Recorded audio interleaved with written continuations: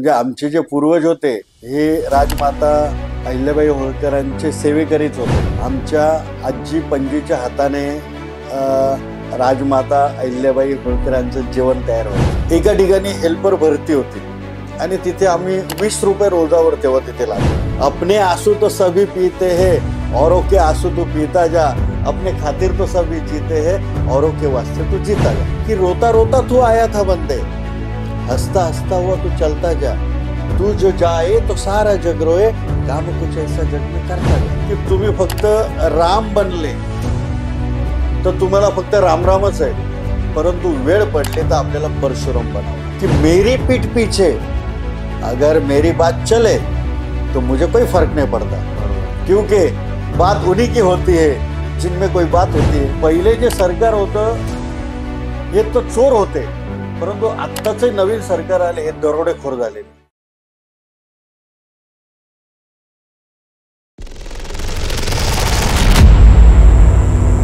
नमस्कार, मी तुमचा सौरभ आणि तुम्ही आहात जनतेच्या व्यासपीठ या मराठी पॉडकास्टमध्ये. आज आपल्याला जे पाहुणे लाभलेले आहेत ते धनवर्षा फाउंडेशन नाशिक याचे संस्थापक श्री संजय विजय देशमुख सर.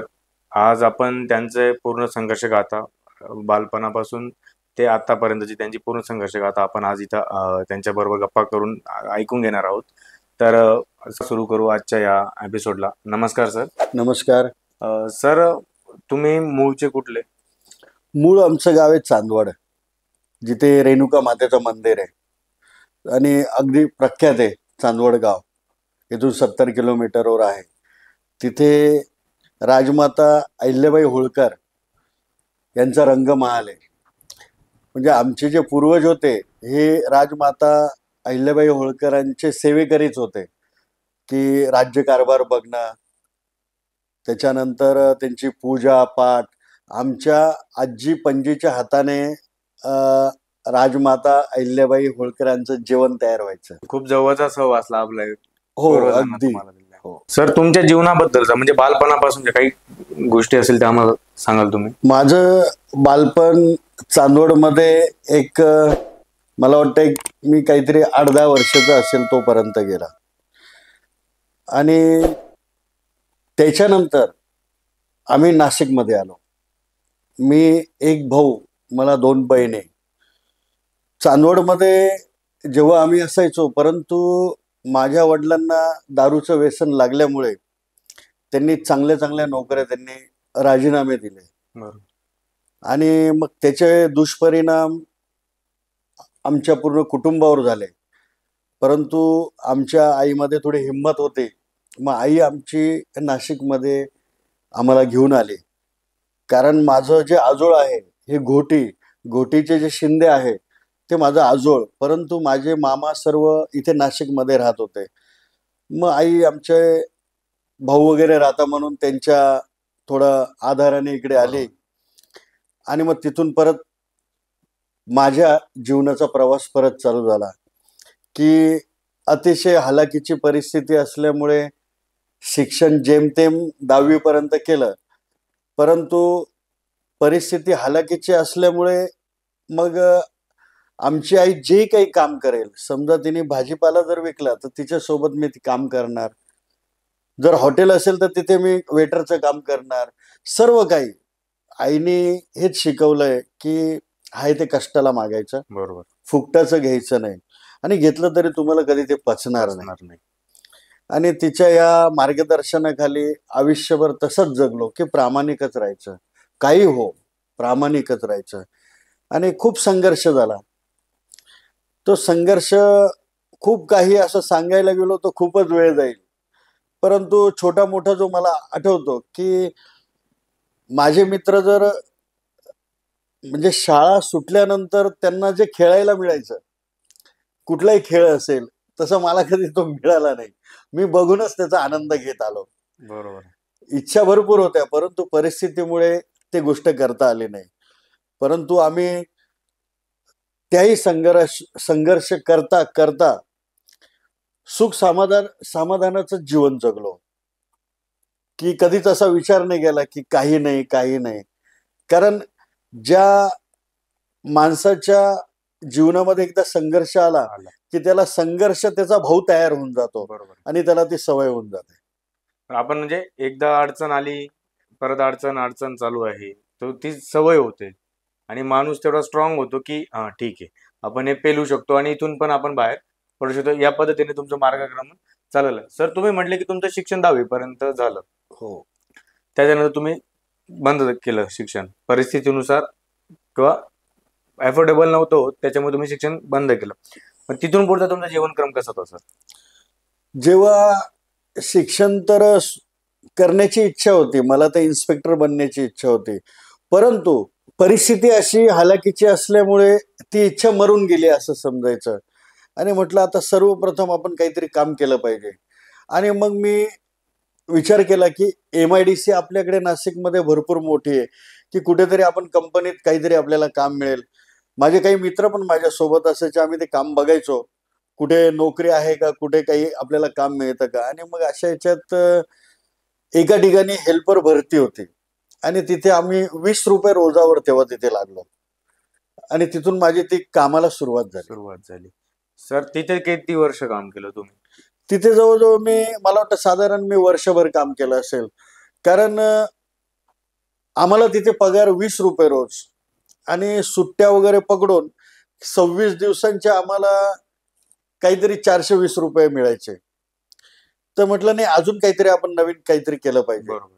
आणि मग आमचे काही मित्र तेव्हा, जे मित्रांचे जे असे मोठे भाऊ असायचे की ते काही रिक्षा चालवत आहे, मग आम्हाला ती आवड निर्माण झाली की चला आपण आता रिक्षावर गेलं पाहिजे आणि रिक्षावर जाऊन आपण बघूया काय आहे. तर कंपनीमध्ये जे 20 रुपये मिळायचे, तर तेव्हा रिक्षा चालून 50 रुपये मिळायला लागले आणि मग ती आमची आवड वाढत गेली. तेवढ्याच वरचे जे वाढीव मिळतात आपल्याला, त्याच्याने आपल्याला घराला, आपल्याला आईला सपोर्ट करता येईल, या विचाराने तुम्ही त्या क्षेत्राकडे म्हणजे रिक्षा चालवायच्या कामाला सुरुवात केली. ते काम किती वर्ष केलं सर तुम्ही? जवळजवळ मी रिक्षा चालवण्याचं काम 12 वर्ष केलं.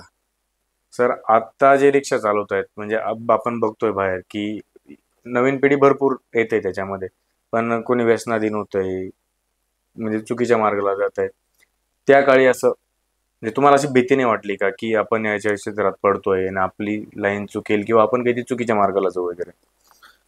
आता रिक्षा चालवणं म्हणजे वाहन चालवणं, 12 तास काय 24 तास काय, त्याच्यामध्ये तुम्हाला सर्व प्रकारचे फील्डचे लोक तुम्हाला मिळतात.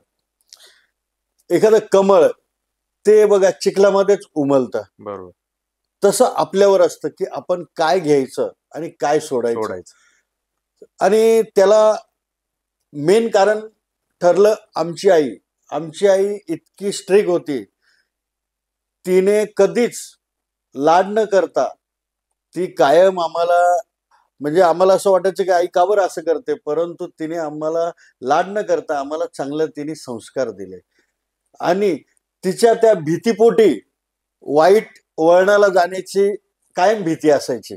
थोडक्यात तुमची आज जडणघडण झाली तेव्हापासून आतापर्यंत तुम्ही ज्या आज त्या हुद्द्यावर आहात, समाजातही आणि तुमच्या कामाच्या ठिकाणी तुम्ही एक चांगल्या ठिकाणी आहात, तर याच्यामध्ये तुमच्या आईचं खूप मोठं योगदान आहे असं सगळ्यात म्हणायला पहिला काही हरकत गुरु नाही. माझी आईच आहे. तिथूनच तुमची सगळी डेव्हलपमेंट हो. किंवा तुम्हाला चांगल्या रस्त्याला आणायचं काम आईंनीच केलं. सर, मग 12 वर्ष तुम्ही म्हणतात की तुम्ही रिक्षा चालवण्याचं काम केलं.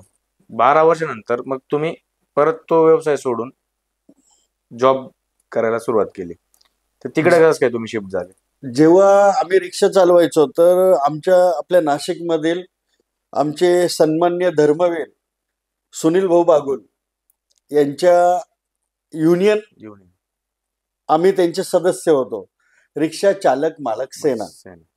तशाच MIDC मध्ये सुद्धा आपल्या कामगारांसाठी श्रमिक कामगार सेना होती. तर त्याच अनुषंगाने काही ओळख असल्यामुळे काही कामगार माझ्याकडे आले आणि त्यांनी सांगितलं, भाऊ तुम्ही श्रमिक सेनेचं काम करता, मग आपल्या MIDC मध्ये सुद्धा आमचे काही तरुण आहे, तर कामगार आहे, तर आम्हाला युनियन लावायची. आणि बस तेच एक काहीतरी कारण धरलं आणि आम्ही धर्मवीर सुनील भाऊ बागुल यांच्या मार्गदर्शनाखाली त्या कंपन्यांमध्ये आम्ही युनियन लावल्या. आणि युनियन लागल्यानंतर तिथे आम्हाला त्या फॅक्टरीचे मालक या नाशिक जिल्ह्यातील प्रसिद्ध उद्योगपती सन्माननीय धाम साहेब हे आम्हाला एक गुरुसारखे आम्हाला ते भेटले. कारण त्यांनी खूप काही आम्हाला शिकवलं. म्हणजे आज जे काही मी आहे तर माझे गुरुवर्य म्हणून मी धाम साहेबांना कायम मी काळजामध्ये ठेवलेलं आहे. त्यांच्याकडनं खूप काही शिकायला मिळालं. तसे जीवनामध्ये खूप काही संघर्ष जरी असला पण काही लोक आपल्याला जे असे मिळतात की त्यांचे गुण घेऊन आपण पुढे जात असतो. बरोबर. म्हणजे त्यांच्याकडून आपल्याला खूप गोष्टी शिकायला मिळतात आणि त्या इम्प्लिमेंट केल्यामुळे आपलं पण आयुष्य सुखकर होतं किंवा सोपं होतं. या गोष्टी करायचं की आयुष्यात आहे ना खूप चांगले माणसं येणं ही खूप महत्वाची गोष्ट आहे. सर, तुम्ही आता जिथे जॉब करतायत त्याबद्दल आम्हाला थोडक्यात सांगा. जॉब मी इथेच अंबड MIDC मध्ये जे धाम फास्टनर आहे प्रायव्हेट लिमिटेड तिथे मी आत्ता सध्या ॲडमिनिस्टर आहे.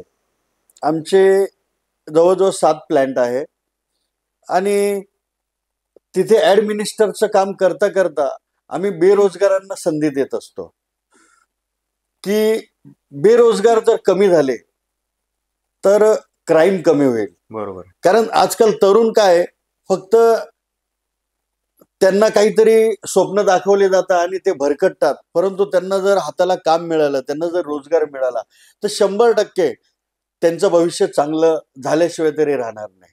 एकदम बरोबर आहे सर. कारण खाली दिमाग शैतान का घर आहे असं पण म्हणतात. जेव्हा हाताला काम असेल, एक तुमचा ठराविक वेळ तुमच्या कामात जात असेल, तिथून तुम्हाला जर मुबलक प्रमाणात तुमचा अर्थार्जन होत असेल तर तुम्हाला या चुकीच्या रस्त्याकडे जाण्याचं थोडंसं टाळलं जातं किंवा तिकडे फिरत नाही तरुण. सर, तुम्ही म्हटले की रिक्षा तुम्ही 12 वर्ष चालवली, तर मग सर तुमचं सामाजिक राजकीय जीवन त्याला सुरुवात कुठून झाली?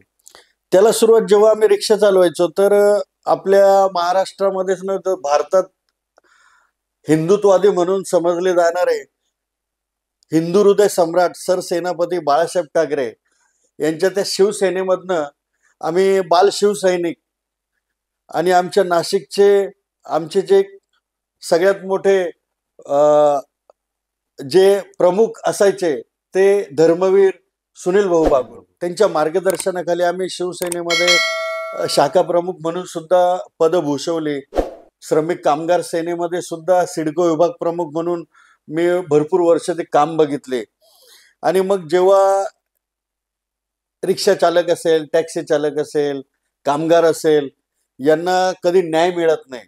मग तो न्याय मिळवायचा कसा, जे आम्ही ह्या शिवसेनेतनं श्रमिक सेनेतनं जे शिकलो आणि त्याचाच ती सवय आम्हाला ती हळूहळू लागत गेली की आपण जगता जगता दुसऱ्याला जगवलं पाहिजे. अपने आंसू तो सभी पीते हैं, औरों के आंसू तो पीता जा, अपने खातिर तो सभी जीते हैं, औरों के वास्ते तो जीता जा. खरंय सर. कारण स्वतःसाठी कोणीही जगतं, स्वतःचा स्वार्थ सगळ्यांना जमतं, पण आपलं काम करत असताना आपली दिनचर्या सुरू असताना आपण त्यातला थोडा वेळ काढून किंवा त्यांच्यासाठी काहीतरी केलं पाहिजे. समाजासाठी आपलं पण कर्तव्य आहे काही की ते आपण केलं पाहिजे. सर, तुम्ही म्हटले की शिवसेनेच्या माध्यमातून तुम्ही युनियन स्थापन करून बागुल साहेबांच्या अध्यक्षतेखाली किंवा त्यांच्या याच्या सहवासाने, सर मग नंतर समाजकारणच का? कारण राजकारणातून सुरुवात झाली, राजकीय पक्षाच्या एक शाखा स्थापन करून तिथं काम करून बरेच दिवस, मग तुम्ही समाजकारणच का निवडलं, राजकारण का नाही? जेव्हा मी जोपर्यंत रिक्षा चालवत होतो तोपर्यंत मी एका पक्षात होतो आणि नंतर जेव्हा मी MIDC मध्ये गेलो तर तिथे मला जे मी कामगारांना भेटलो, कामगारांच्या ज्या समस्या बघितल्या, 12-12 तास आपले कामगार काम करत असतात आणि मग त्यांच्या पण खूप अडचणी असतात. कुठले हॉस्पिटलाइज असेल, त्यांचा आर्थिक घरगुती सुद्धा काही कुठलेही वादविवाद असतील, या सगळ्या गोष्टी मग मी जवळून बघायला लागलो. कंपनी मालक आणि कर्मचाऱ्यांचा संघर्ष वगैरे अशा भरपूर गोष्टी. मग त्याच्यातनं मग मी ते एक एक गोष्ट शिकायला लागलो की नाही, हे पण केलं पाहिजे, ते पण केलं पाहिजे, की आपली गरज आहे कोणाला तरी, आणि आपली जर खरोखर कोणाला गरज आहे तर आपण त्याच्यासाठी तत्पर राहिलाच पाहिजे. ते एक समाजसेवेची ना तो वेड लागून गेला. एक सांगतो तुम्हाला की रोता रोता तू आया था बंदे, हसता हसता हुआ तू चलता जा, तू जो जाए तो सारा जग रोए, काम कुछ ऐसा जग में करता जा. आणि मग त्या अनुषंगाने एक एक एक एक गोष्ट समाजसेवेची ती ओढ लागत गेली. आणि जसं म्हणतो बघा, माणूस रोज शिकत असतो, माणसाने रोज विद्यार्थी बनायचं असतं. बरोबर. मी कधीच विचार केला नाही की मी कंपनीत जाऊन मी एखादा साहेब बनेल. आणि परंतु ते मी शिकत गेलो. मला ज्या लोकांनी घडवलं, मी आता भरपूर नावं घेतली तुम्हाला, तर जेव्हा आपल्याला कोणी मार्गदर्शन करत असेल तर आपण नक्की त्याचं ऐकलं पाहिजे. जो इंसान झुक सकता है वो दुनिया झुका झुका सकता है. सकता है. एकदम बरोबर आहे सर हे की समोरचा लहान आहे किंवा मोठा आहे, जर त्याच्याकडून काही घेता येत असेल, शिकता येत असेल, तर आपण नक्कीच त्या व्यक्तीकडनं ते गोष्टी ऐकून घेतल्या पाहिजे, त्या शिकून घेतल्या पाहिजेत आणि त्या इम्प्लिमेंट पण आपल्या आयुष्यामध्ये झाल्या पाहिजे. त्याने आपल्यालाच फायदा असतो किंवा आपलं जीवन सुखकर होतं. सर एक काम चालू होतं तुमचं, बरोबर? तुम्ही रिक्षा चालक होता, त्यानंतर तुम्ही कंपनीत जॉबला लागले, त्यानंतर तिकडे तुम्ही युनियनमध्ये काम करतोय.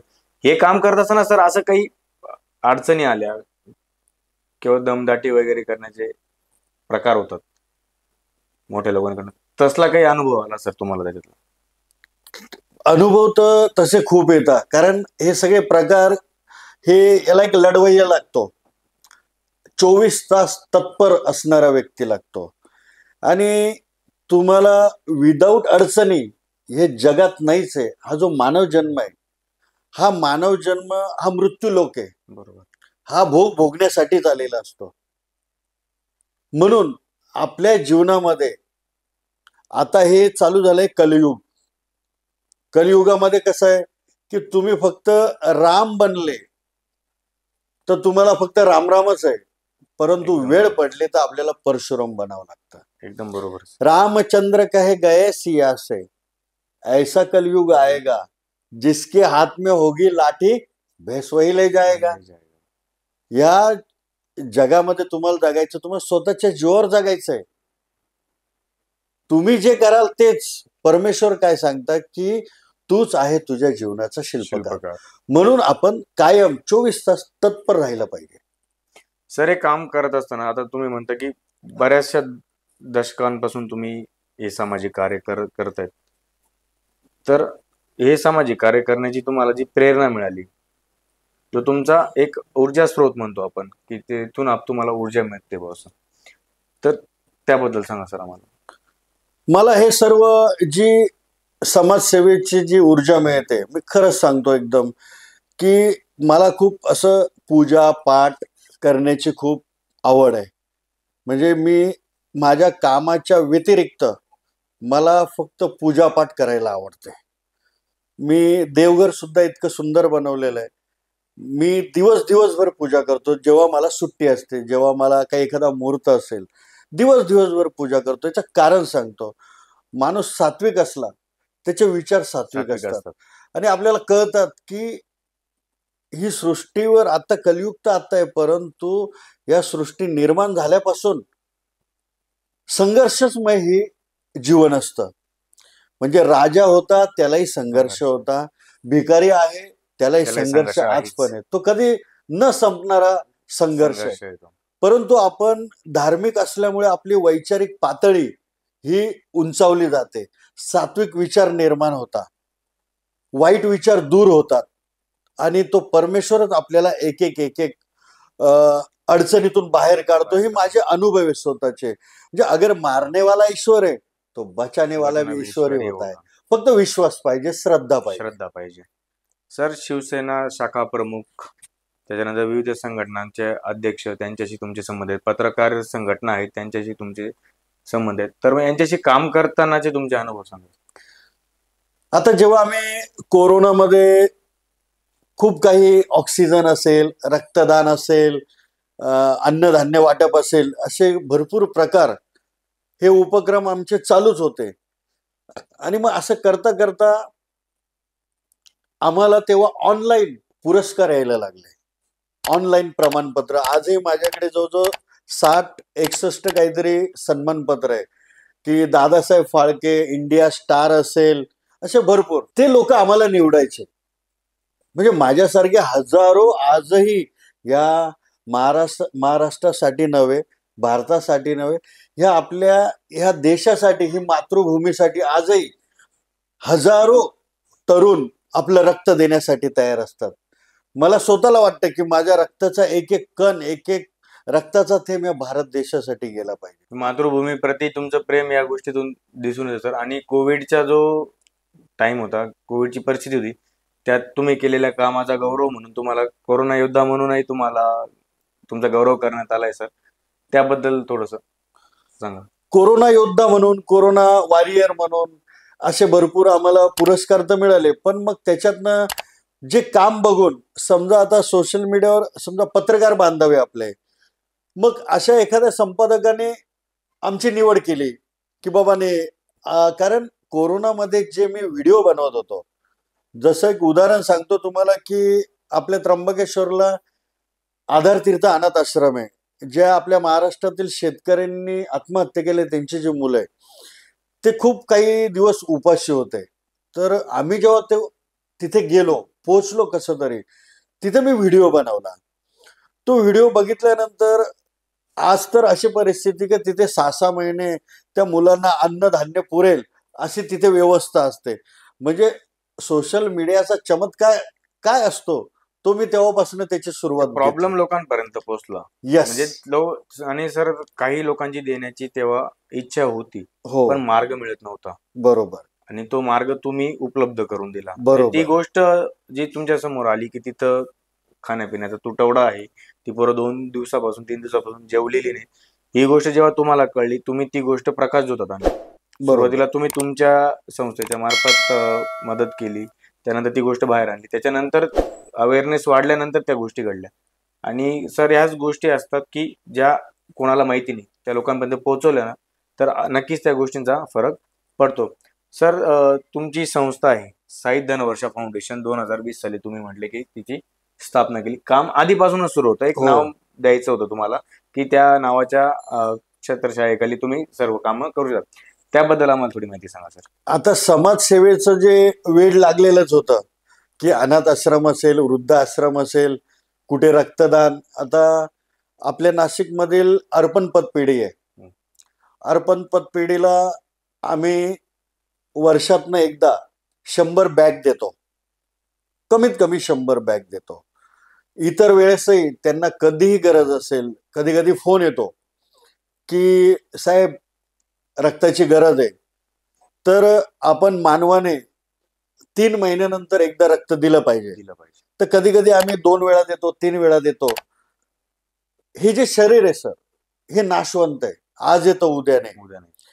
मग आपण आपल्या शरीरातलं रक्त असेल किंवा मेल्यानंतर देहदान असेल, हे आपण नक्की केलं पाहिजे. कारण मला एक सांगा, माणूस मेल्यानंतर त्याचं शरीर असे जाळून टाकणार आहे. मग हे जे शरीर आहे, ही जी गाडी बंद झालेली आहे, ह्या गाडीतले जर स्पेअर पार्ट दुसऱ्या गाड्यांना जर चालत असतील, जसे डोळे असेल, कान यंत्र असेल, वगैरे वगैरे शरीराचे, ते का देऊ नये.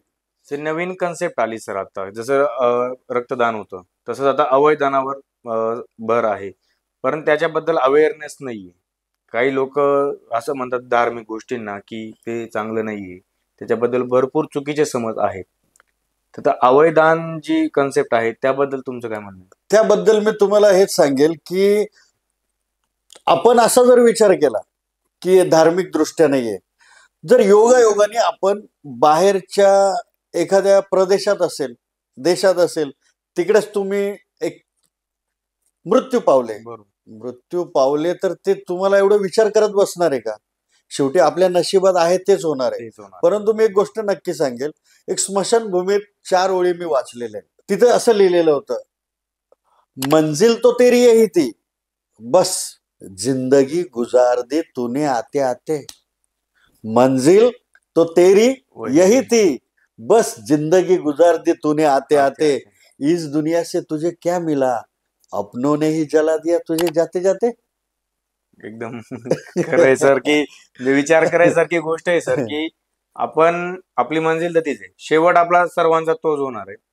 पण ते का जगता जगता आपल्याला जर चांगलं जगता आलं किंवा आपल्यामुळे अवयवदान झालं, रक्तदान झालं, या गोष्टींमधून आपण दुसऱ्याला जीवनदान देत असू, तर मी म्हणतो सर की आयुष्यभर तुम्ही काहीच पुण्य करू नका. एवढ्या बरोबर. गोष्टी जरी केल्या तरी सार्थक आहे सर सगळ्या गोष्टी. आणि आज गरज आहे सर की अवयवदान ही गोष्ट झाली पाहिजे. भरपूर लोक, भरपूर पेशंट आहेत की त्यांना त्या अवयवाची गरज आहे.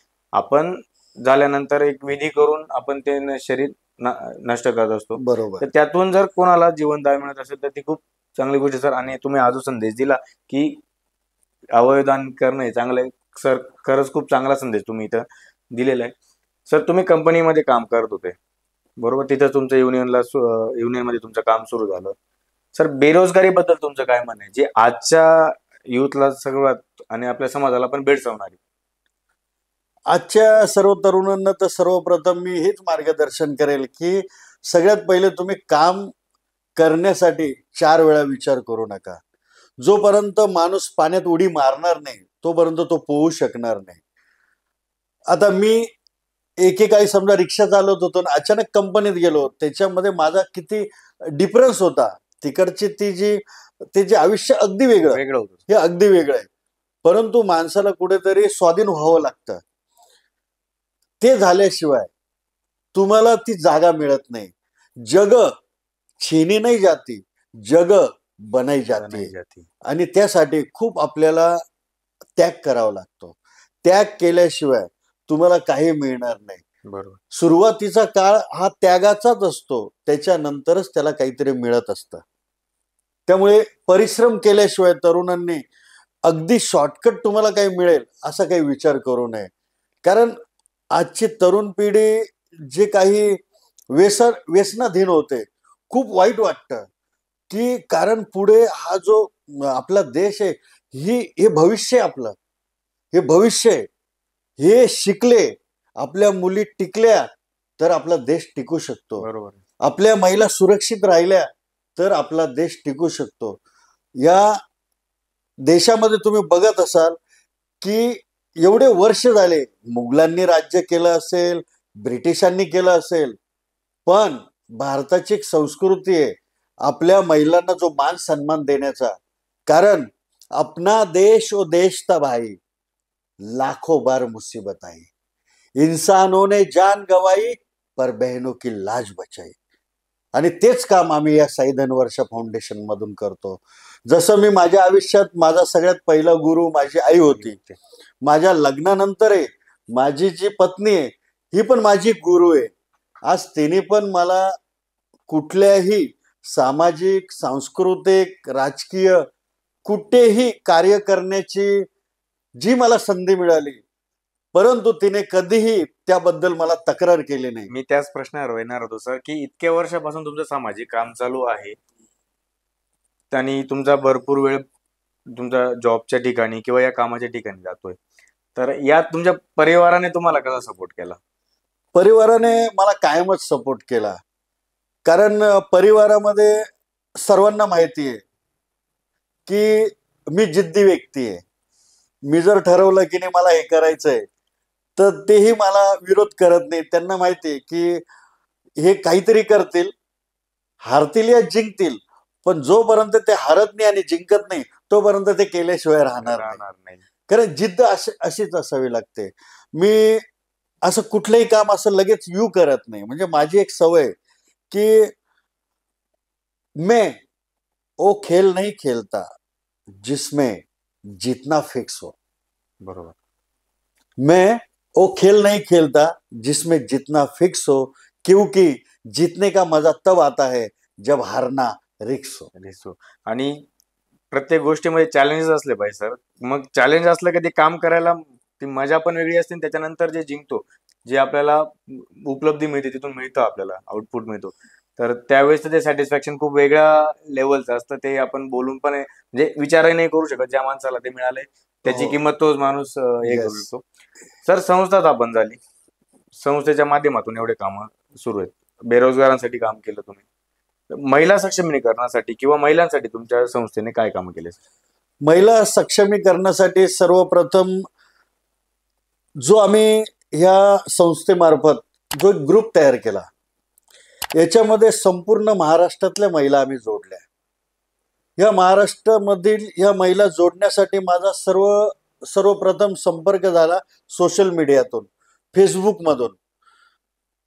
फेसबुकमधनं जशा ओळखी होत गेल्या, मग ताई, माई, अक्का आपले विचार शुद्ध असल्याने मी ह्या सर्व भगिनींना, ज्या शेकडो भगिनींशी माझा संपर्क झाला, मग तो या महाराष्ट्रामधील जळगाव, भुसावळ पासून इकडे तुम्ही जालना, बीड, सोलापूर, कोल्हापूर, नवी मुंबई, त्याच्यानंतर पुणे, बँगलोर, म्हणजे महाराष्ट्रातच नव्हे महाराष्ट्राच्या बाहेर सुद्धा, गुजरात असेल, बँगलोर असेल, त्याच्यानंतर गोवा, ह्या ज्या महिला, ज्या कर्तृत्ववान महिला आहेत, ज्या आपला संसार करता करता काही ना काही ते धडपड करतात. काही महिला संस्था चालवतात, काही डॉक्टर आहे, वकील आहे, मोलकरींपासून ते मिस इंडियापर्यंतच्या महिला मी त्या जोडल्या. आणि मग ह्या महिलांच्या पाठीवर एक शाबासकीची थाप म्हणून मी पुरस्कार सोहळा ठेवला. पुरस्कार सोहळ्याच्या निमित्ताने जेव्हा ह्या महाराष्ट्रातील शेकडो महिला आल्या, तर मला असं वाटलं की माझ्या सगळ्या महाराष्ट्रातल्या बहिणी मला भेटायला आल्या. म्हणजे आमचा ही संस्था फक्त संस्था नव्हे, हा एक परिवार जोडलाय. आमच्या सगळ्या माझ्या बहिणींचं मत आहे की दादा, एक दिवस आपल्याला असा कार्यक्रम करायचा आहे की एक भाऊ आणि 101 बहीण, एक तर रक्षाबंधन, नाही तर भाऊबीजेला हा असा आपल्याला कार्यक्रम करायचा आहे. तो तुम्ही नक्की भविष्यामध्ये बघणार आमच्या. नक्की सर, तो दिवस लवकर यावा आणि त्याचे साक्षीदार पण आम्ही आणि आमची टीम व्हावी. आमची खूप इच्छा आहे या गोष्टींची. सर, काम सुरू होते, जो एकीकडे जॉब होता, एका बाजूला समाजसेवा चालू होती, हे कार्य तुमचं चालू होतं. तर यातून असं कधी घडलं का की परिवाराला वेळ कमी पडला, किंवा एखाद वेळा एखादं काम करता करता त्या गोष्टीचा मनस्ताप झाला तुम्हाला? मनस्ताप तर भरपूर वेळा होतो. काय आजकाल चांगलं काम करणं म्हणजे असं आहे की चांगलं काम करणं म्हणजे घर घालून धंदा, आपला वेळ घालवा आणि आपण समोरच्याचं काम करा. पण ते काम आम्ही एखाद्या ठिकाणी समोरच्या व्यक्तीने त्याची किंमत जरी नाही केली, पण आम्ही ते कधीच विसरत नाही. कारण की तुम्हाला ह्या तुमच्या सामाजिक कामामध्ये 100 लोक भेटणार आहे, 4 लोक तुम्हाला नावं पण ठेवणार आहे. मग आपण कधी कधी जर राग भरलो की नाही बाबा जाऊ दे, आता चांगलं काम करणं, कारण खूप लोकांनी समाजसेवा सोडून दिली ह्या कारणाने, कारण त्यांना त्रास तेवढा होतो. बरोबर. म्हणजे चांगलं काम करण्याला कोणीही, स्त्री असेल पुरुष असेल, त्याला मागे खेचणारे लोक असतात. परंतु मी त्यांच्यासाठी एकच सांगतो कि मेरी पीठ पीछे अगर मेरी बात चले तो मुझे कोई फर्क नहीं पड़ता. बरोबर. क्योंकि बात उन्हीं की होती है जिनमें कोई बात होती है. त्यामुळे दुर्लक्ष करायचं या गोष्टींकडे, आणि प्रत्येकच गोष्टीला आपण पॉझिटिव्ह घेत राहिलो तर त्या गोष्टी जास्त त्रासदायक होतात आपल्याला. बरोबर. आणि आपण ज्या वेने चाललोय किंवा आपण जे काम करतो ते काम कंटिन्यू चालू ठेवायचं. आपण आपला एक दृष्टिकोन आहे, त्या दृष्टिकोनातून पुढे चालत राहायचं आणि काम करत राहायचं. सर, संस्थेच्या माध्यमातून जे कार्य चालू आहे तुमचं करतायत, तर असं कार्य प्रत्येक तरुणाने केलं पाहिजे. ज्यांच्याकडनं जितकं होईल तितकं केलं पाहिजे, ही गोष्ट तेवढीच खरी आहे. पण पोरांना त्यांचं मार्गदर्शन नाही. समाज कार्यामध्ये येण्यासाठी पोरांना तुम्ही काय संदेश द्याल? सर्वप्रथम शिक्षण करता करता जर आपण थोडं सनातनी जर झालो, मी अगोदर पण तुम्हाला हेच बोललो की त्याच्यातनं ना आचार विचारांची देवाणघेवाण होते, विचार शुद्ध होतात. जसं तुम्ही जर एखाद्या चुकीच्या ठिकाणी गेले तर तुम्हाला चुकीचंच म्हणणार आहे. बरोबर. परंतु तेच चांगल्या ठिकाणी गेलं तर तुम्हाला चांगलं म्हणणार आहे. आणि तशा विचारांचा प्रभाव पण आपल्यावर होतो. तुम्ही चांगल्या ठिकाणी गेला तर ते आपल्यावर तेच इम्पॅक्ट होतात त्याचे. म्हणून सगळ्यात महत्वाचं मी सर्व तरुणांना एक सांगेल की तुमची संगत चांगली असावी. कारण बुरा दोस्त हमेशा कोयले की तरह होता है. वो जब गर्म होता है तो हाथ जलाता है, और जब वो ठंडा होता है तो हाथ काले करता है. म्हणून सर्वप्रथम आपली संगत चांगली असावी, तिथून सुरुवात करावी. म्हणजे मित्रमंडळी निवडताना खूप विचारपूर्वक, आणि आजच्या याला तर ते आहेच की मित्र चांगला खूप कमी मिळतात. बरोबर.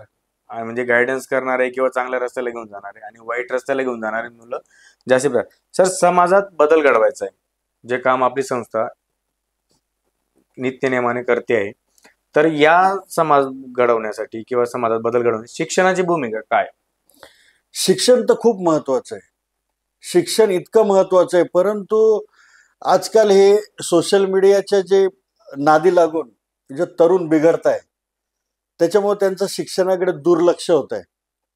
सगळ्यात म्हणजे आम्ही हे बघत असतो की त्यांना जेव्हा ते नवीन नवीन स्वप्न बघतात, आजकाल तरुणांना आकर्षित करण्यासाठी या सोशल मीडियावर असंख्य स्कीमा चालू आहे. ते तुमची लॉटरी पद्धत असेल, त्याच्यानंतर आपले काय ते क्रिकेटचे ते गेम असतील, चांगली रमी पे आवना महाराज, रम्मी वगैरे. आता मला सांगा, ते क्रिकेटर करोडो रुपये कमवत आहे, एक एक सेकंदाचे करोडो रुपये कमवत आहे, आणि आपले तरुण मुलं घरामध्ये चोऱ्या करायला लागले. इतकी वाईट परिस्थिती झाली. आई वडील अक्षरशः मुलांपुढे त्यांनी हातपाय टेकले. कंटाळायला लागला त्यांना की काय झालं भाऊ. काही ठिकाणी तर खूप बिकट परिस्थिती आहे सर. पालकांचा सगळ्यात मोठा याच्यामध्ये रोल असतो की पालकांनी एक लिमिटेशन मध्ये आपल्या पाल्याला आहे ना सांभाळलं पाहिजे. म्हणजे त्याचे जे लाड असतील, मुलगा काय करतो काय नाही. आजकाल बघा तुम्ही, आता सध्या आपल्या नाशिक शहरामध्ये सर्व जे क्रिमिनल हे पकडले जात आहे, तर याच्यामध्ये 50% हातभार पालकांचाच असतो. सर, गेल्या आठवड्यात आपल्या नाशिकमध्ये जवळपास 4 एक खुनाचे प्रकार घडलेत सर, आणि त्यातले सगळेच आरोपी जवळपास अल्पवयीन आहेत सर. हे अल्पवयीन मुलांकडनंच क्राईम केलं जातं.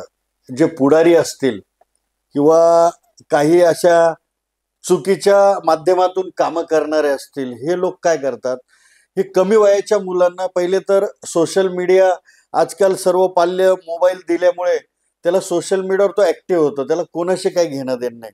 म्हणजे त्याची दुनिया फक्त सोशल मीडियाच असते. आणि मग त्याच्यातून ते जे रंगीबिरंगी ते स्वप्न बघतो, मग ते पूर्ण करण्यासाठी मग त्यांचा उपयोग काही राजकारणी लोक, काही चुकीच्या पद्धतीने काम करणारे लोक असतात, हे त्यांचा वापर करतात, त्यांना जवळ करतात, मग त्यांना काहीतरी व्यसनाधीन करतात. आपल्या नाशिकमध्ये आता दारू वगैरे ते ह्या गोष्टी आहेच, परंतु तुम्ही बघत असाल ड्रग्स, जे लहान मुलांना ड्रग्स किंवा एकदम कमी वयाचे असेल त्यांना व्हाईटनर असेल, बरोबर. तर अशा हे व्यसन लागून लागून त्या मुलांची बुद्धी भ्रष्ट होते. आणि एकदा बुद्धी भ्रष्ट झाली की विनाश काले विपरीत बुद्धी.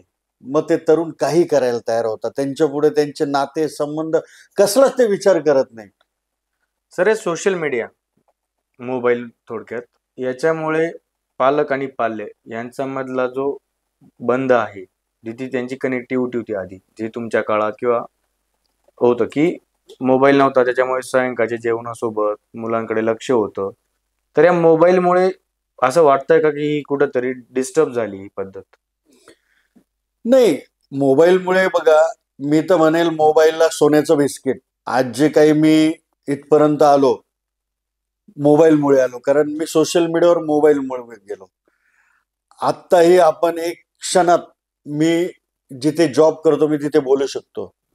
मी एक क्षणात कुठल्याही, पूर्वी असं असायचं फक्त परमेश्वर, समजा एक परमेश्वर ईश्वर समजा दिल्लीत बसलेले, दुसरे मुंबईत बसले, ते फक्त त्यांची कनेक्टिव्हिटी होती. पण आज मानवाने ते यंत्र बनवलं की मोबाईल, आणि त्याच्या माध्यमातून आपण जे देव करत होते ते मानव करायला लागला. त्यामुळे संवाद कमी झाला सर मोबाईलमुळे. संवाद कमी झाला ना, आई वडिलांमधला आणि मुलांमधला संवाद कमी झाला. कारण जुने लोकांमध्ये काय होतं की समजा एखादा आपला जुना व्यक्ती आहे, तो दिवसभरामध्ये ना 100च रुपये कमवत होता, परंतु आजकालचे मुलं तेवढ्याच वेळेत 500 रुपये कमवायला लागले.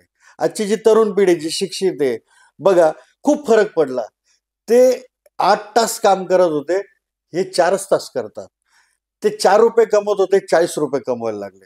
म्हणून त्यांचा दोघांचा फोकस कुठे, त्यांच्या त्यांच्याच पद्धतीकडे असणार आहे. त्याच्यामुळे ते त्यांचा संवाद कमी झाला. कारण पूर्वी वेळ मिळायचा संवाद करण्यासाठी.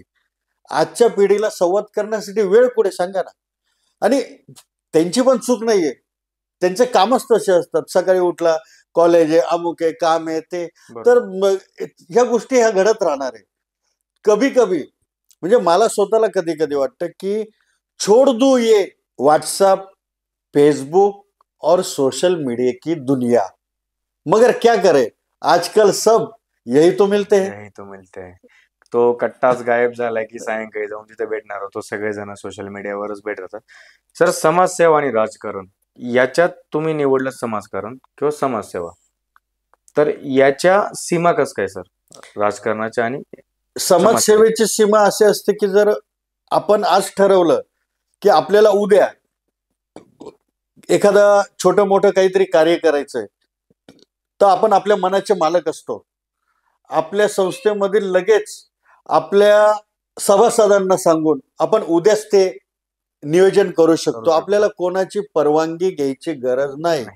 तसंच तुम्ही जेव्हा राजकारणामध्ये असतात तर तुम्हाला स्वातंत्र्य नसतं. आपला बॉस बोलेल तेच त्याला करावं लागतं. आणि समाजसेवा म्हटलं की स्वतः काम करणं किंवा स्वतःच्या मनात येईल की नाही मला ही सेवा करायची, देण्याची प्रवृत्ती, देण्याची प्रवृत्ती, राजकारणात घेण्याची प्रवृत्ती. सर, या दोघी गोष्टी जर म्हटलो आपण, राजकारण आणि समाजकारण, हे दोघं जर एकत्र काम करत असतील किंवा एकमेकाला सपोर्टिव्ह काम करत असतील, तर जे कार्य आज तुमचं चालू आहे, जे कार्य तुमच्यासारख्या लोकांनी संस्था स्थापन करून जे करतात, ते अधिक सोपं आणि प्रभावी होईल असं वाटतं का तुम्हाला? परंतु प्रश्न तोच निर्माण होईल की राजकारणामध्ये त्यांना जर एखादा काही कार्यक्रम करायचा आहे तर त्यांना काही तेथील निवडणुकांचा फायदा घेण्यासाठी ते कार्यक्रम करत असतात. एक दोन वेगळ्या वेगळ्या विचार आहेत, दोन वेगळ्या वेगळ्या प्रवृत्ती आहेत. अवघडच आहे दोघं एकत्र येऊन काम करणं. यस, पुन्हा मी तर म्हणेल निगेटिव्ह आहे डायरेक्ट ते. बरोबर आहे. हे बघा, राजकारण म्हणजे फक्त त्याचा वापरून घेणे किंवा उद्या लग्न आहे तर आज फक्त मंडप टाकणे. पण सामाजिक काम करणारे जे लोक असतात यांचे हे मांडव हे 12ही महिने कधी चालू असतात. कारण काही ना काही मग ते कुठल्याही प्रकारची ती सेवा असेल ती देण्याचा प्रयत्न करतात. कधी वाटलं नाही सर की समाजसेवेपेक्षा राजकारण निवडलं असतं तर तो निर्णय कधी चांगला असता, असं याच्यापेक्षा तो बेटर असता असं? मी तर माझा अनुभव सांगेल की काय असतं, राजकारणामध्ये असल्याने पॉवर असते आणि समाज कार्यामध्ये मॅन पॉवर असते. मी तर म्हणेल जे लोक तुम्हाला समाज कार्यामध्ये तुम्ही जेव्हा कार्य करता तुमच्याकडे बघण्याचा तो दृष्टिकोन असतो हा अतिशय चांगला असतो. बरोबर. आणि राजकारणी माणसाकडे बघण्याचा दृष्टिकोन हा वेगळ्या प्रकारचा असतो. यांनी ते राजकारण त्या लेवलला नेऊन ठेवलंय, त्याच्यामुळे सध्या तरी कोणी यांच्याकडे चांगल्या नजरेनं बघत नाही. माणूस चांगला असला तरी नाही बघत आहे. राजकारण म्हटलं की माणूस म्हणजे आपोआप ती निगेटिव्हिटी डोक्यात येते की हा नको असं. यस, की हा यूज अँड थ्रो करणारा व्यक्ती आहे. सर, तरुण आणि महिला यांचा सहभाग संस्थेमध्ये भरपूर प्रमाणात आहे, तर त्यांचा सहभागामुळे तुम्हाला काम करताना काय अनुभव आले किंवा कितपत काम सोपं होतं? खूप अनुभव, की जर महिलांचा सहभाग जर असेल, आता दिवाळी आली, दिवाळीला समजा आपल्याला आदिवासी पाड्यांवर काही आपल्याला कार्यक्रम करायचा आहे तर आमच्या ह्या महिला भगिनीच मग दिवाळीचा फराळ जमा करतील, दिवे जमा करतील, रांगोळी घेतील, कपडे घेतील, म्हणजे त्यांना तो उत्साह वाढतो. कार्यक्रम कुठे असेल तरी ते स्वखर्चाने कधी कधी भाडं खर्च करून ते अशा कार्यक्रमाला येत असतात. म्हणून त्यांचा सहभाग खूप महत्वाचा असतो. हे मी तुम्हाला एकच उदाहरण दिलं. असे विविध प्रकार आहे, विविध उपक्रम आहे की त्याच्या माध्यमातून महिलांचा खूप चांगला सपोर्ट होत असतो समाजकार्यामध्ये. सर, तुमच्या आयुष्यातील एखादा असा प्रसंग सांगा की जो तुम्हाला तुमच्या मनाला त्याने स्पर्श केला किंवा तुमच्या कायम स्मरणात राहील. तसे अनुभव तर भरपूर आहे, परंतु एक कोरोनाचा मी तुम्हाला एक अनुभव सांगेन की कोरोनामध्ये म्हणजे जे लोक की आपण खूप काही असे आहोत की आपल्याला कोणाची गरज नाही, असे लोक मी जेव्हा बघायचो, जर त्यांच्या घरातला एखादा जर कोणी रुग्ण असेल आणि त्याला त्यांनी जर दवाखान्यात आणलं असेल, तो अक्षरशः असे पैशांचे बंडल ठेवायचा डॉक्टरांसमोर, साहेब आम्हाला पेशंटला कुठेतरी बाहेर तरी जागा द्या. बरोबर. ते क्षण जेव्हा मी बघितले की या दुनियेमध्ये तुमच्याकडे पैसा, पाणी, इस्टेट कुछ काम का नहीं. बरोबर. तूने जो कमाया सब यही रह जाएगा. साई का भजन और लोगों की सेवा, बंदे साथ तेरे आएगा. छोड़ माया जाल, सत्संग कर ले, थोड़ा थोड़ा बाबा का भजन कर ले. प्रत्येक गोष्टीला सरांच्या या कार्यामध्ये अध्यात्माचा खूप मोठा सपोर्ट आहे किंवा अध्यात्म खूप महत्वाचं आणि खूप मॅटर करतं सरांच्या आयुष्यामध्ये. त्यांचा तो ऊर्जास्थान आहे आणि साई म्हटल्यानंतर साई त्यांच्यासाठी सूर्य आहे असं म्हणायला आपल्याला हरकत नाही. सर, असा एखादा तुम्ही इव्हेंट केला की तो तुमच्या लक्षात आहे आणि त्याच्याबरोबर तुमच्या खूप म्हणजे तुम्हाला पॉझिटिव्ह रिस्पॉन्स भेटला आणि तुमच्या खूप मनाच्या जवळ आहे ती इव्हेंट, की तुम्हाला खूप समाधान मिळालं ते काम केल्यानंतर? मी माझ्या आयुष्यामध्ये सर्वप्रथम जेव्हाही काही काही करायला गेलो असेल, जर मला एखाद्या वर्गात जायचंय तर मी सर्वप्रथम मॉनिटर बनण्याचा प्रयत्न करतो. मी असा जिद्दी व्यक्ती आहे. बरोबर. मी ज्याही क्षेत्रात जाईल तिथे मला लिडरशिप करायला आवडते. कारण हे आमच्या खानदानींमध्ये, आमच्या देशमुखांमध्येच हे बरोबर रक्त आहे रक्त आहे. की आपण जगता जगता दुसऱ्याला जगवायचं. भले आपण उपाशी राहू पण दुसऱ्याला जगवायचं. ही जी विचारसरणी ही आमची वाडिलोपार्जित म्हणजे आमच्या खानदानीतच ती आहे. परंपरेनेच तुमच्यात ते गुण आहेत किंवा तो विचार तुमचा परंपरेनेच तुमच्याकडे येत आलेला असतो आहे. तो. सर, सामाजिक कार्य करत असताना एखादी अशी सिच्युएशन असते, असा प्रसंग असतो की तिथं भावनिक असं होतं माणूस आणि ते भावनिक झाल्यानंतर तुम्ही ती सिच्युएशन किंवा तो प्रसंग कसा हाताळता? असे भरपूर प्रसंग येतात. समजा एखाद्या ठिकाणी खूप वादविवाद आहे आणि तिथे अक्षरशः खून होणार असेल, परंतु अशा ठिकाणी त्यांना जे आपण समजावून सांगतो की नाही, हे असं नाही, हे असं झालं पाहिजे. आपल्या मार्गदर्शनामुळे जर एखादा मोठा वाढवा होणार असेल, खूपच काहीतरी विचित्र दुष्परिणाम होत असेल, परंतु आपल्या सांगण्याने ते एवढा मोठा जो काही अनर्थ टळतो, तेव्हा खूप असं समाधान होतं की एकदाच काहीतरी खूप मोठं संकट टळलं. ते अनुभव एकदम माझे कायम असे मी शेकडो अनुभव बघितलेले. सर, महाराष्ट्राचा सामाजिक विकास, राजकीय विकास किंवा एकंदरीत महाराष्ट्राचा विकास याच्याबद्दल आपण थोडं बोलू आता, की महाराष्ट्रातील समाजाचा जो विकास सुरू आहे, ज्या पद्धतीने चालू आहे आता सध्या, त्याबद्दल तुमचं काय म्हणणं आहे? आता सध्याची परिस्थिती अशी सर की सर्वात महत्वाचे आपले तरुण देशोधडीला लागले. कारण यांना काम मिळत नाही. काम मिळालं तर त्यांच्या लायक मिळत नाही. तरुणांना भरकवटल्या जातात. तरुणींना सुद्धा काही ना काही आमिष दाखवून त्यांच्या रस्ते चुकीच्या मार्गात टाकण्याचा प्रयत्न सोशल मीडियावर होतो. तर या सोशल मीडियावर जे काही आपण म्हणू जी बोगसगिरी असेल, जे चुकीचं असेल, याच्यावर बंधन आणणं खूप महत्वाचं आहे. नाहीतर हे आपल्याला महाराष्ट्राला नाही, देशाला नाही, जगाला घातक आहे. बरोबर. मग याच्यावर जे क्राईम होत आहे, जे आपले तरुण किंवा इतरही लोक जे या कुठल्या कुठल्या स्कीमा मध्ये फसून आपला देश हा अधोगतीला चाललाय. सर, सरकार आणि स्वयंसेवी संस्था, हो, जे आपली संस्था काम करते, अशा भरपूर संस्था आज महाराष्ट्रामध्ये कार्यरत आहेत. हो. तर सर, सरकार आणि या संस्थांमधील जो विनिमय आहे, जे एकत्र काम करण्याची भूमिका आहे, हो, याबद्दल थोडं बोलाल का? सरकारमध्ये प्रामाणिकपणे काम करण्याची इच्छाशक्ती नाहीये. त्यांना फक्त काहीतरी टाइमपास करायचा आहे, दिवस घालवायचे, त्यांना त्यांची मजा करायची, म्हणून ते असं एक काही नियोजन आखत नाही. बरोबर. समजा आपल्या महाराष्ट्रामध्ये शेतकरी आत्महत्या करताय किंवा पूर आला, अशा वेळेस फक्त शेतकऱ्यांना भरपाई देऊन किंवा मुआवजा देऊन त्यांचे प्रॉब्लेम सॉल्व्ह होणार नाही, त्यांच्या अडचणी सॉल्व्ह. शेतकऱ्याला काही नुकसान झाल्यावर मदत मागण्याची गरजच पडली नाही पाहिजे, असं आपल्या शेतकऱ्यांना सक्षम करण्याचं काम कुठल्याही सरकारने केलं नाहीये.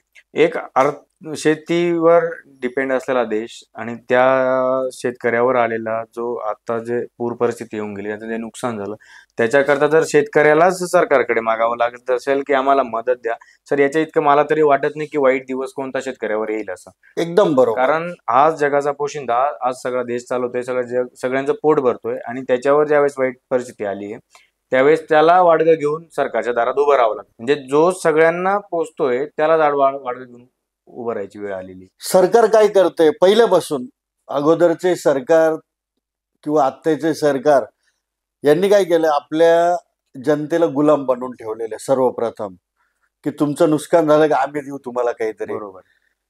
किंवा काही काही ठिकाणी जास्तच त्यांनी त्या ह्या जे दिलेल्या आहेत फॅसिलिटीज, याच्याने काही लोक कामचोर होत चालले. बरोबर. त्यांना वाटतं खूपच मला काही मिळतंय, त्याच्यामुळे ते कामाची अपेक्षा ठेवत नाही. तर याच्या पलीकडे की म्हणजे मी तर डायरेक्ट तुम्हाला हेच म्हणेल, ठोस पावलं उचलली गेली पाहिजे. हो, पहिले जे सरकार होतं हे तर चोर होते, परंतु आत्ताचे नवीन सरकार आले हे दरोडेखोर झालेले. पहिले माझा पुढचा प्रश्न तुम्हाला तोच होता सर, की सध्याच्या राजकारणाबद्दल तुमचं काय मत? हीच परिस्थिती की पूर्वी चोऱ्यामाऱ्या करत होते, आता दरोडेखोर झाले. म्हणजे डायरेक्ट आमच्या कष्टाचे पैसे डायरेक्ट ते तिकडच्या तिकडे ते घेता. याचा अर्थ काय, तुम्ही डायरेक्ट आमच्या तिजोरीला साफ करता गरीब लोकांच्या. आणि जे लोक करोडो अब्जो रुपयांचं ज्यांनी इथे काही भ्रष्टाचार केला असेल, असे लोक तुम्ही सोडून देता. आणि एखादा बिचारा आमचा सामान्य कामगार असेल, गरीब सामान्य व्यक्ती असेल, त्याच्या तुम्ही 2-5 हजाराच्या एखाद्या जसा तो त्याचा हप्ता भरतो, तिथे तुम्ही त्याच्या घरी डायरेक्ट तुम्ही वसुली करण्यासाठी माणसं येतात. शोकांकित आहे, खूप वाईट शोकांकित. या वसुलीचे जे कल्चर आलेले सर, याचा फक्त गरीबालाच त्रास आहे. कारण मल्ल्यासारखे, नीरव मोदी सारखे लोक पळून गेले, त्यांचं यांनी काहीच केलं नाही. आणि जो गरीब आहे ज्याच्याकडे सर मी 1000-2000च्या हप्त्यासाठी सुद्धा त्रास देतात ते लोक, की वाईट कंडिशन. आज फतवा काढावा लागतोय की शेतकऱ्यांचं नुकसान झालंय की त्यांना कोणी त्रास देऊ नये भाऊ असं. म्हणजे फतवा काढायपर्यंत गोष्टी आहेत, इतकी नीतिमत्ता ढासळली सगळ्यांची. सर, एका शेतकऱ्याने मध्यंतरी 60,000 रुपयासाठी आत्महत्या केली. 60,000 रुपये आपल्या पुढाऱ्यांच्या बिसलेरी पाण्यावर खर्च आहे रोजचा. इतकी वाईट शोकांकित आहे सर. या गोष्टींना राजकारणी पण कारणीभूत आहे असं आपण म्हणू शकतो का? राजकारण्यापेक्षा आपणच त्याचे जबाबदार आहोत. आपण विरोध करायला तयार नाही. आपण निवडून दिलेले माणसं, आपण निवडून दिलेले, आपली हिंमत नाही बोलण्याची. बरोबर. जाब विचारण्याची हिंमत नाही. काय हिंमत नाही की तुम्ही एक छोट्या मोठ्या कामासाठी किंवा तुम्ही जर मतदान पैसे घेऊन करत असाल तर तुमची कधीच हिंमत होणार नाही. तुम्ही एक दिवसाचे 500-1000 रुपये जर बघत असाल तर तुम्ही जीवनामध्ये कधीच त्याला जाब विचारू शकत नाही. यासाठी सर्वांनी ना प्रामाणिक राहायला शिकलं पाहिजे. तुम्ही स्वतः जर तुम्ही हजारो रुपये, लाखो रुपये कमवता, तर त्या जे चुकीचं काम करणारे जे पुढारी त्यांचे 500-1000 रुपये का घेता? खूप वाईट परिस्थिती. तो आपला हक्क आहे, आपल्याला लोकशाहीमध्ये तो हक्क दिलेला आहे की आपण कोणाला निवडून वरती प्रतिनिधित्व द्यावं. बरोबर. आणि आपण तो हक्क जर विकत असू तर आपल्याला त्या वेळेसच सर आपला हक्क चालला जातो की आपण त्याला जाब विचारावा. बरोबर. सर, काम करते संस्था आणि आपण ज्या गावात काम करतो किंवा स्थानिक स्वराज्य संस्था असतात, समजा एखाद्या गावात काम करायचंय तर त्या ग्रामपंचायतीचं आणि संस्थेचं यांचं कोलॅबोरेशन कसं असावं की तिथून काम करायला सोपं जाईल असं? आता जेव्हा आम्ही ग्रामीण भागांमध्ये जात असतो, एखाद्या ग्रामपंचायतल्या जर शाळेत गेलो तर ते सांगतात बघा की इथे जे शिक्षक लोक आहे यांच्याकडे मोबाईल आहे तर टॉवर नाहीये. बरोबर. तिथे त्यांना वही आहे तर पुस्तक नाहीये, ड्रेस आहे तर जेवण नाहीये. मग जर सगळं काम सामाजिक संस्थेने करायचं, मग सरकार जे दाखवत असतं, आपण टीव्हीवर बघत असतो, बातम्यांमध्ये, न्यूजमध्ये बघत असतो, एवढे मंजूर तेवढे मंजूर, ते पैसे जाता कुठे? खूप मोठा एकशे प्रश्न आहे सर हा. खूप मोठा प्रश्न आहे. कारण वरून येणारा पैसा भरपूर आहे. मी तुम्हाला ह्या गोष्टी लाईव्ह दाखवू शकतो. आता 2-3 दिवसानंतर आम्ही आदिवासी पाड्यांवर जाणार आहे. मी तुम्हाला तिथल्या व्यथा मांडू शकतो की दाखवतात की अमुक अमुक एवढे मंजूर तेवढे मंजूर, पैसा जाता कुठे? श्रीमंत श्रीमंत होत चालले, गरीब गरीब होत चालले. आणि जे लोक देशाला लुटताय त्यांना विचारण्याची ताकद जनतेमध्ये राहिलेली नाही, असं माझं तरी मत आहे. सर खूप म्हणजे खरंच हा विचार करायसारखी गोष्ट आहे की एवढा पैसा वरून येतोय आणि ऑब्व्हियसली येतोच आहे वरून पैसा.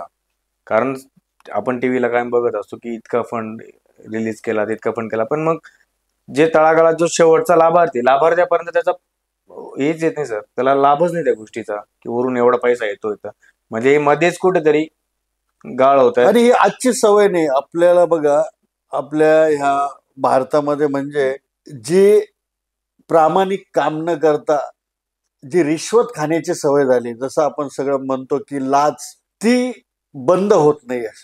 आपण लाच म्हणतोय ऑनलाईन ऑनलाईन ऑनलाईन, परंतु ऑनलाईन मध्ये सर्वच लोक हुशार नसतात की ते त्यांचे कामं करू शकतात. बरोबर. परंतु आजही कुठे ना कुठे जनतेला कुठेतरी रिश्वत देऊनच काम करावं लागतंय. आणि तो जर एखादा स्वतःचं काम करायला गेला तर जे काम त्याचं 4 दिवसात पैसे देऊन होणार असतं त्याच कामाला त्याला डायरेक्ट 1 महिना लागतो.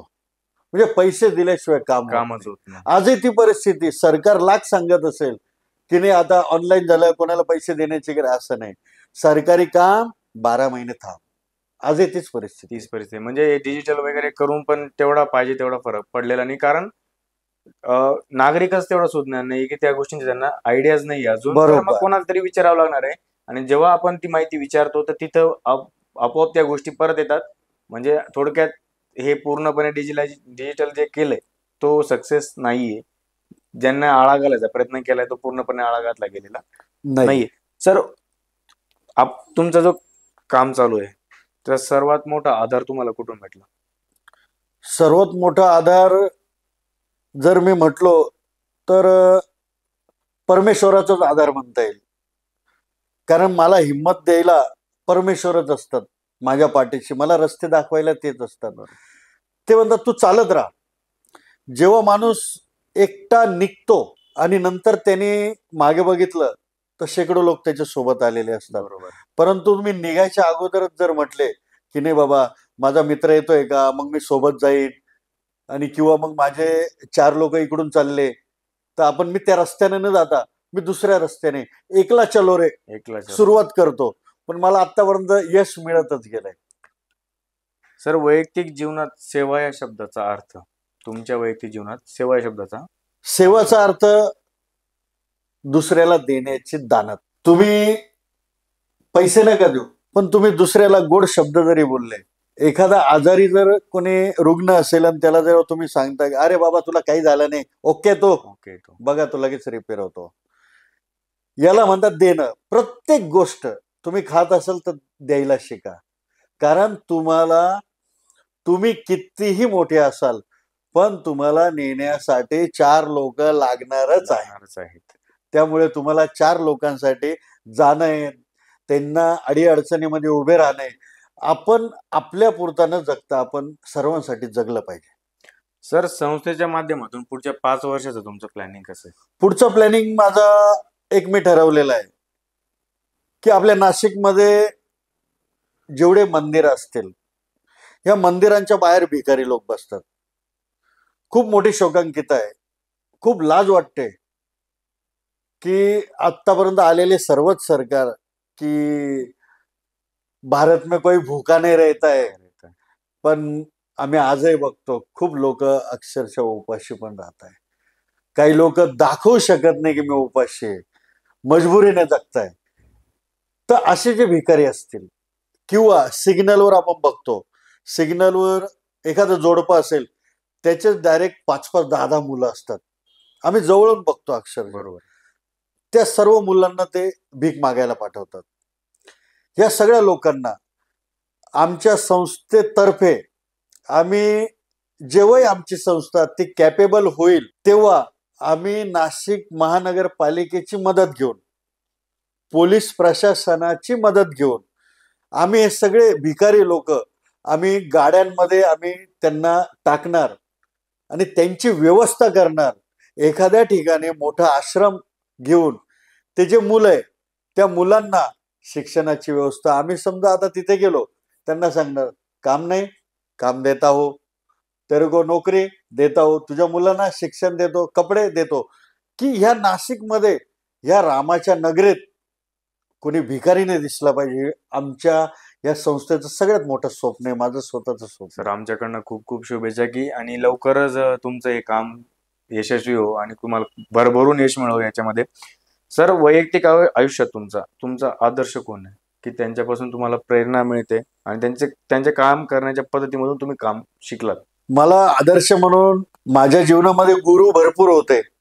जसं मी सुरुवातीला सांगितलं, हिंदू हृदय सम्राट सरसेनापती बाळासाहेब ठाकरे असतील, आमच्या नाशिक जिल्ह्यातले एक धर्मवीर सन्माननीय सुनील भाऊ बागुल असतील, त्याच्यानंतर या नाशिक जिल्ह्यातील प्रसिद्ध उद्योगपती सन्माननीय नरेशजी धाम साहेब यांना मी आदर्श मानतो, कारण मी त्यांच्याकडनं खूप काही शिकलोय.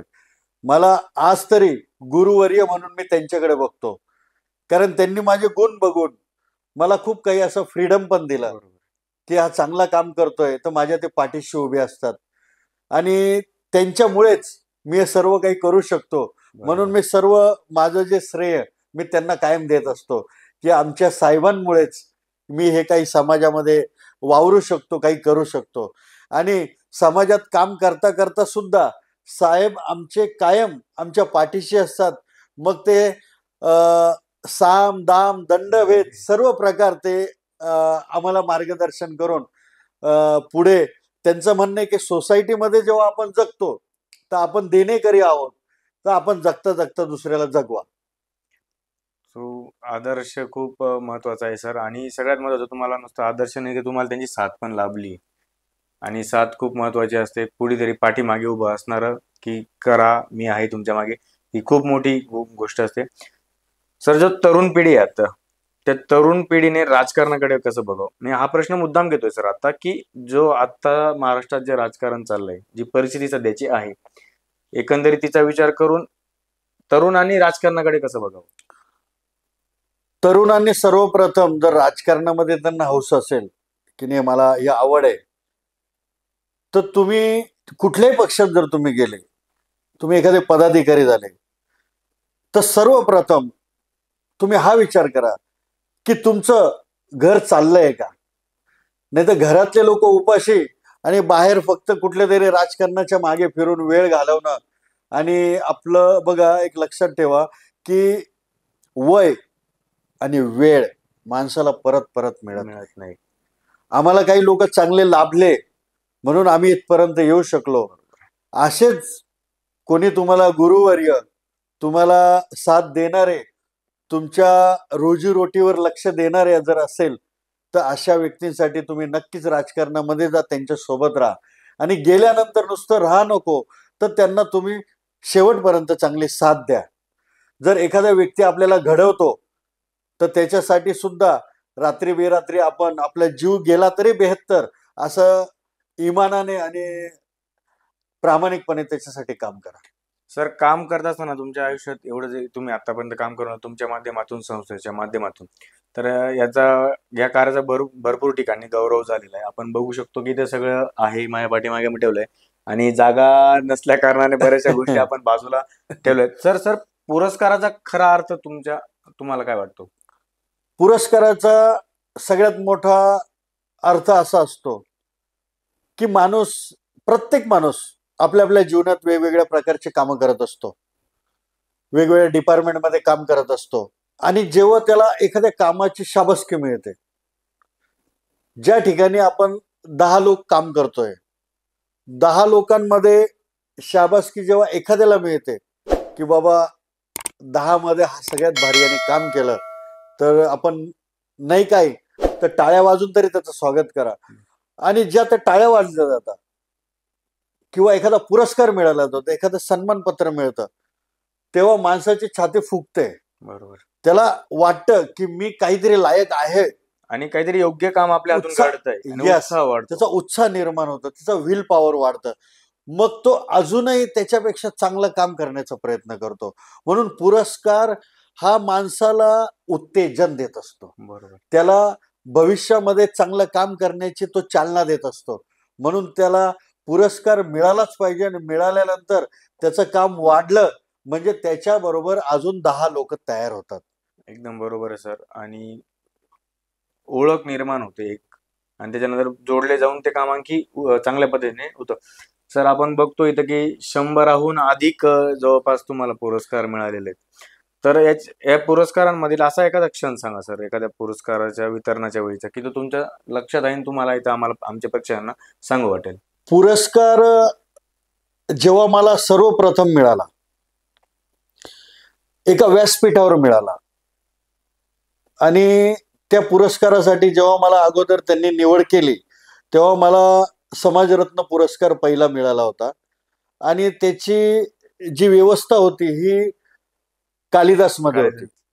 आणि जेव्हा मला तो फोन आला बाळशास्त्री जांभेकर यांच्याकडनं की देशमुख तुम्हाला समाजरत्न पुरस्कार मिळत आहे, तर मला अगदी असं एकदम वेगळं वाटलं की अरे मला पुरस्कार मिळतोय. मी स्पेशल फोटोग्राफर बोलवला की म्हटलं अरे मला पुरस्कार मिळणार आहे. मी जवळजवळ खूप माझ्या नातेवाईकांना म्हणजे आमच्या बहिणी असतील वगैरे बाचे जे घरातले लोक आहे, मी सगळ्यांना फोन सुद्धा केले की मला पुरस्कार मिळणार आहे, तुम्ही पण चला. काही माझे मित्र पण होते, त्यांनाही म्हटलं चला चला. म्हणजे मी सोबतच जवळजवळ 10-20 लोक तेव्हा मी पुरस्कार घ्यायला येऊन गेलो. आणि तो पुरस्कार मला जेव्हा मिळाला, जेव्हा ते व्यासपीठावर मी गेलो, तो जो पहिला क्षण होता, मी अगदी असा भारावून गेलो. म्हणजे मी कधी विचार नव्हता केला की हा माझा पहिला नव्हे तर याच्यानंतर शेकडो पुरस्कार मिळतील हा विचार नाही केला. परंतु जे व्यासपीठ मिळालं, जो मला मान सन्मान मिळाला, माझी पहिलीच बातमी तेव्हा पेपरला आली, तर कित्येक दिवस मी माझ्या स्टेटसला तीच बातमी ठेवत होतो. जे आता जे तो जो क्षण आहे ना अगदी वेगळा होता, अगदी वेगळा. आणि मग काही जण फोन करायचे, ओ समाजरत्न मिळाला, समाजरत्न म्हणजे मला एकदम असं काहीतरी एकदम की आपण एखादे कोहिनूर हिरा तर नाही झालो असं मला एक वेगळं भासायचं. पण खूप आनंद झाला. एवढ्या मोठ्या संख्येने सर तुम्हाला पुरस्कार मिळालेले आहेत. आज ठेवायला जागा कमी पडते असं म्हणायला हरकत नाही. सर एवढे सगळे पुरस्कार मिळाले, समाजात एक मानाचं स्थान आहे. एवढं सगळं असताना ती नम्रता जी तुमच्यात आम्ही बघतोय इतक्या दिवसापासून, ती नम्रता कशी टिकवून ठेवली सर तुम्ही? या जगामध्ये बघा लखपती, करोडपती आणि अब्जोपती आणि त्यापेक्षाही पलीकडे खूप लोक आहे. परंतु जो व्यक्ती स्वतःला झिरो समजतो तोच खरा हिरो असतो. आणि जो स्वतःला हिरो समजतो पण लोक त्याला झिरो समजत असतात. म्हणून आपले पाय कायम आपण जमिनीवर ठेवले पाहिजे. कारण जर आपल्यामध्ये आपण जर गर्व निर्माण केला तर तुमच्याजवळ कधी कोणी येणार नाही. पण तेच तुम्ही प्रेमाने जर तुम्ही तुमच्या शब्दांचा वापर केला तर तुमचं न काम होणारं सुद्धा काम होईल. तुमच्या तोंडात गोडवा पाहिजे. तुम्ही एखाद्या ठिकाणी जर गेलात, आपण जर नुसतं म्हटलं ताई असं आहे, तर ती ताई बिचारी आपलं लगेच भावासारखं भाऊ समजून आपलं काम करेल. एखादा माणूस असेल त्याला जर आपण म्हटलं दादा तू प्लीज प्लीज, या शब्दामध्ये खूप काही आहे. जो इंसान झुक सकता है वो दुनिया झुका सकता है. सर पुरस्कार ही तुमच्यासाठी प्रेरणेचा स्रोत वाटतं तुम्हाला की एक जबाबदारी वाटते? पुरस्कार जबाबदारी तर वाटत नाही, परंतु पुरस्काराने मन प्रफुल्लित होऊन परत काहीतरी करण्याचं मी नवीन निर्णय घेतो. समजा मला शेकडो पुरस्कार मिळाले, मी थांबून नाही राहत. मला परत वाटतं नाही आता मी परत काहीतरी केलं पाहिजे. पुरस्कारासाठी नव्हे, परंतु तो पुरस्कार आपोआप मला येतो. जसजसे पुरस्कार येतात तसतसं माझं काम करण्याची ती जी आहे मनातली जी शक्ती ती वाढत चालते. पुरस्कार मिळाला, काम करण्याची ओढ वाढते किंवा काम आणखी चांगलं काम करावं असं वाटतं. तर पुरस्काराच्या रूपाने समाज किंवा ती संस्था तुमच्यावर एक जबाबदारी टाकते असं कधी वाटलं नाही तुम्हाला की पुरस्कार भेटलाय तुम्हाला मागच्या कामाचा, पण तुम्ही आणखी चांगलं काम करावं याची जबाबदारी तुमच्यावर पडते असं कधी वाटलं का? समाजामधनं मला ह्याच प्रतिक्रिया येतात की साहेब, दादा, भाऊ, की तुम्ही आजपर्यंत जे हजारो लोकांचं काम कल्याण केलं असेल, भविष्यामध्ये लाखो लोकांचं आपल्याकडनं कल्याण झालं पाहिजे, हा माझा स्वतःचा उद्देश आहे. आणि लोक जेव्हा सांगतात ना, हो खूप छान काम केलं तुम्ही, खूप भारी असं असं झालं, त्याच्याने अजून ती प्रेरणा वाढत असते की नाही, खरोखर आपण अजून काहीतरी केलंच पाहिजे. बरोबर. सर, हे जे सगळं काम करत होते तुम्ही, यावेळेस भरपूर लोकांचे तुम्हाला काहींनी प्रोत्साहन दिलं असेल, काहींनी टीका केली असेल, तर त्या टीकांना तुम्ही कसं टॅकल करत होते तेव्हा? सर्वात महत्वाचं की जेव्हा तुम्हाला तुमचा जीवनाचा जो अभ्यास आहे किंवा जीवनाची जी जीवनशैली आहे ही तुम्हाला जर जगायची आहे, तर तुम्ही स्वतः काहीतरी आहे हे पहिले समजायला सुरुवात करा. क्योंकि हर इंसान अपनी जिंदगी में हीरो होता है, बरोबर. लेकिन सबकी फिल्में रिलीज नहीं होती. वो क्यों नहीं होती है की आपण विचार करतो, अरे यार तो काय बोलेल, ते काय बोलतील. तर तुम्ही जेव्हाही आपल्या घरातनं बाहेर पडता, तर लोक काय बोलतील हे तुम्ही पहिले तुमच्या डस्टबिन मध्ये टाका. बरोबर. लोकांच्या नादी लागू नका. तुम्हाला काय करायचं करा. तुम्ही असं काही करणार आहे की लोक तुम्हाला स्वतःहून नंतर वावा करतील. बरोबर. आणि चांगलं काम करताना, जसं चांगलं काम करताना विरोधक आणि चांगल्या रस्त्यावर गतिरोधक हे माणसाच्या कायम पुढे असतात, त्याचा विचार बिलकुल करू नये. सर, असं कधी वाटलं नाही का की जे निंदा करत होते किंवा हो. तुम्हाला अपोज करत होते, ती एक म्हण पण आहे आपल्याकडे की निंदकाचे घर असावे शेजारी, तर असं नाही वाटलं कधी की ते निंदा करत होते किंवा तुम्हाला त्रास देण्याचा प्रयत्न करत होते, पण तुम्ही त्या गोष्टी बाजूला सारून आणि त्या गोष्टी समजा त्यांच्याकडे लक्ष देऊन तुम्ही जास्त ताकदीने ते काम केलं? जेव्हा आपल्या आयुष्यामध्ये असा एखादा अनुभव येतो की आपण चांगलं काम केलेलं असताना आपली बदनामी झाली किंवा एखाद्याने आपल्याला बदनाम करण्याचा प्रयत्न केला, त्याच्यासाठी ना खूप संयम ठेवावा लागतो. त्याचं उत्तर तेव्हा देऊन होत नाही, कारण हा स्वतःच्या आत्मविश्वास असावा लागतो की नाही बाबा, आज मी हरलोय पण मी उद्या जिंकणार आहे. पण जिंकण्यासाठी मला परत तयार व्हायचंय, जिंकण्यासाठी मला परत तयार व्हायचंय. मग ते तयार होण्यासाठी तुम्हाला वेळ द्यावा लागतो. जर एखादा व्यक्ती म्हटला की तू संपला बाबा, आणि जेव्हा आपल्याला जर स्वतःला जर वाटलं की नाही आपण खरंच संपलो, तर तुम्ही खरोखर संपलेले असता. पण त्याचं उत्तर देण्यासाठी वेळेची वाट बघायची, संधी बघायची, मौका देकर चौका लगाने का और फिर उसको बोलने का टाइगर अभी जिंदा है. खूप सर, जे काम चालू आहे संस्थेच्या माध्यमातून, तुम्ही म्हटले की नाशिकसाठी किंवा महाराष्ट्रासाठी तुमच्या योजना पुढच्या 5 वर्षासाठी आहेतच. सर, पुढे जाऊन सर संस्थेच्या माध्यमातून महाराष्ट्राच्या बाहेर काही कार्य करण्याची काही संस्थेच्या आधी विचाराधीन आहे काही?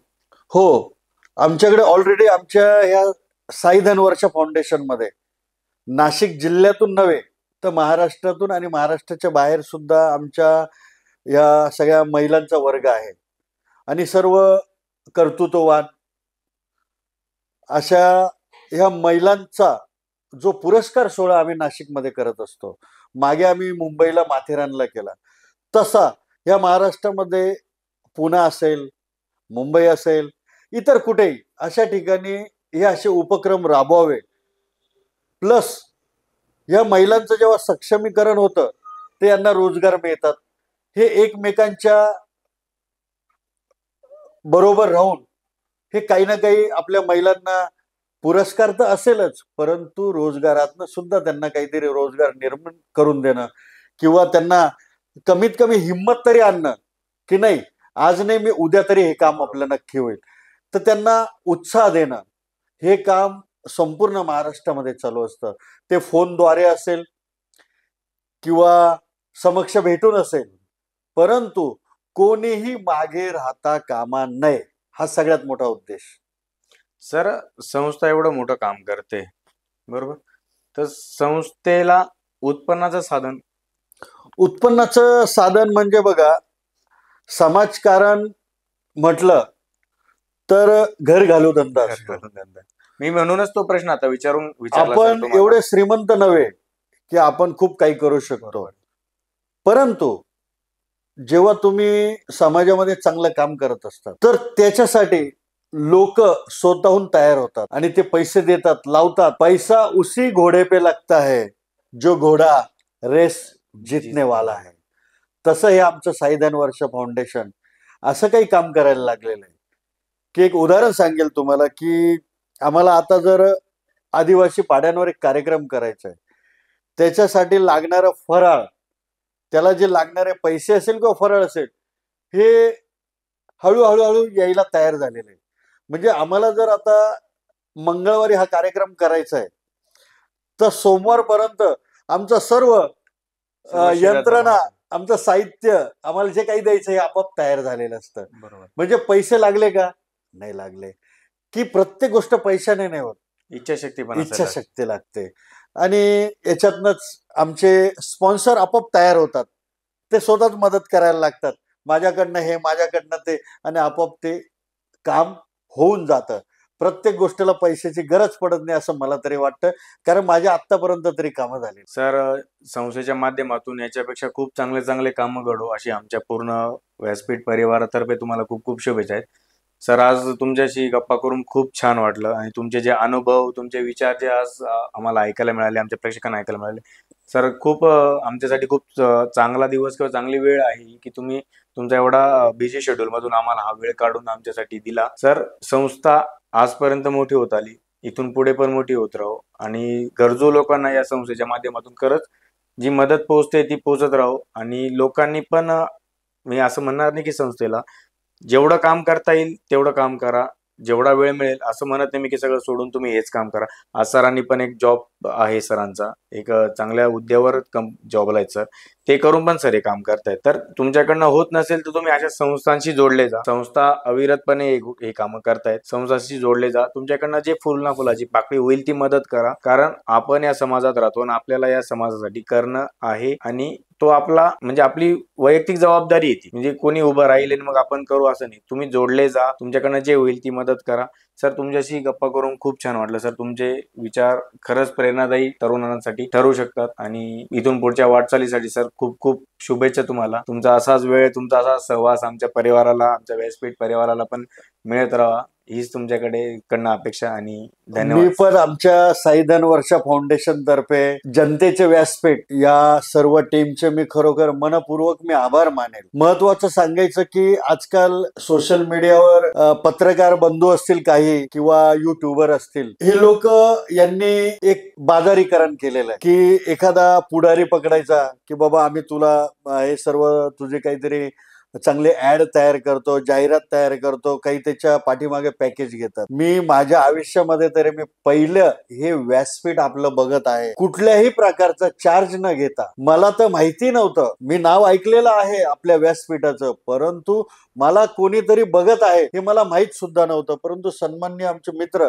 यांच्यामुळे माझी तुम्ही जी दखल घेतली आणि तुम्ही सर्व जी टीम मी बघत आहे, ही टीम ही कमी वयामध्ये तुमचे हे जे विचार आहे निस्वार्थी भावनेचे, तर एक दिवस जसं तुम्ही आम्हाला हे जे व्यासपीठ दिलंय, तुम्हालाही या महाराष्ट्रामध्ये या व्यासपीठाचं नाव प्रख्यात झाल्याशिवाय राहणार नाही, मी एवढं आज मी नक्की सांगतो. आणि माझ्या ह्या संस्थेकडनं तुम्हाला सर्व टीमला खूप खूप शुभेच्छा देतो. आमच्या संस्थेकडनं व्यासपीठासाठी काहीही केव्हाही गरज पडली तर आमची साईधन वर्ष फाउंडेशन आपल्यासाठी कायम हजर असेल, मी आपल्याला आज शब्द देतो. खूप खूप धन्यवाद सर. धन्यवाद.